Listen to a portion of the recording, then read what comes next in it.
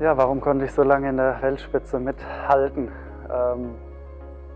Hat mehrere Gründe natürlich. Zum einen habe ich, glaube ich, nie die Freude an dem Spiel verloren.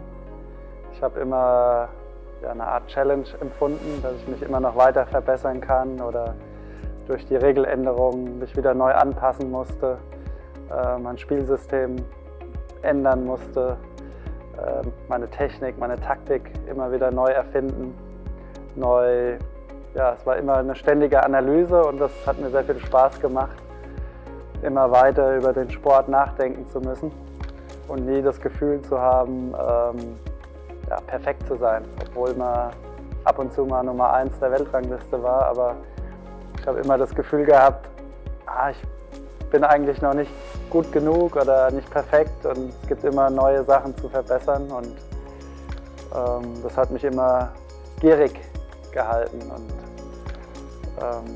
das war mit Sicherheit ein Grund. Der zweite Grund ist, glaube ich, dass ich als Kind schon eine sehr, sehr gute Technik erlernt habe.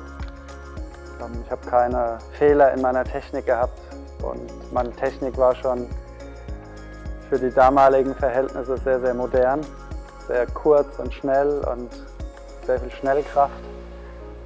Und deshalb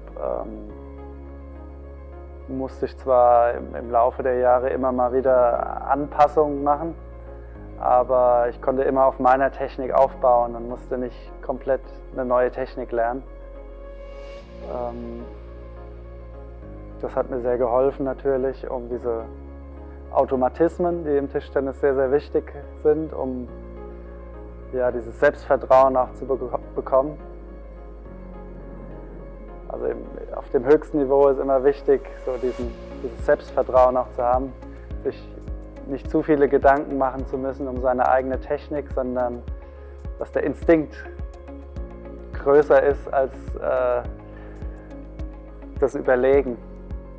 Obwohl klar der Kopf auch wichtig ist und man muss viel planen, aber der Instinkt ist noch wichtiger. Und durch die gute Technik konnte ich mich immer viel mehr auf meinen Instinkt verlassen. Dritter Grund ist, glaube ich, der Körper. Mein Trainer Helmut Hampel hat schon als Kind sehr viel auf die körperliche Ausbildung auch geachtet. Wir haben sehr viel Athletiktraining gemacht nach dem Tischtennistraining. Auch viel Gymnastik, dass man nicht so einseitig ist. Viel Rückengymnastik.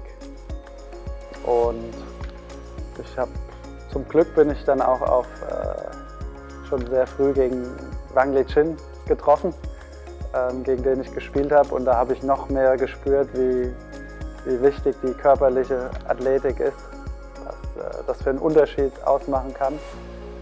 Und danach habe ich erst so wirklich realisiert, dass man auch extrem an der Athletik arbeiten muss. Und vorher war ich vielleicht ein bisschen bequem und seit dem Zeitpunkt war ich immer fitter, bis ich wahrscheinlich auch vielleicht sogar der fitteste Spieler auf der Tour war. Und dadurch habe ich mir so eine gute Basis aufgebaut, dass ich selbst im hohen Alter noch körperlich gut mithalten konnte. Und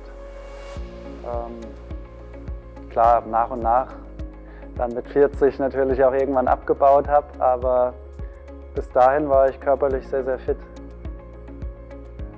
Ich war zum Beispiel ich habe irgendwann viel weniger Tischtennis trainiert, viel mehr Athletiktraining gemacht, weil die Technik war schon sauber und da musste ich nicht mehr so viel beachten.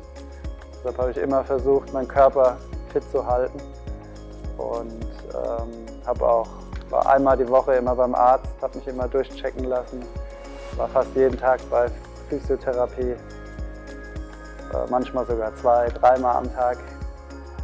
Also der Körper war schon für mich sehr, sehr wichtig. Weil ich hatte immer das Gefühl, wenn ich mich gut bewege, bin ich der bessere Spieler und verliere nicht. Und das ist sehr selten passiert, dass ich verloren habe und habe mich körperlich überlegen gefühlt, so dass der Gegner eigentlich technisch besser war. Das ist selten passiert.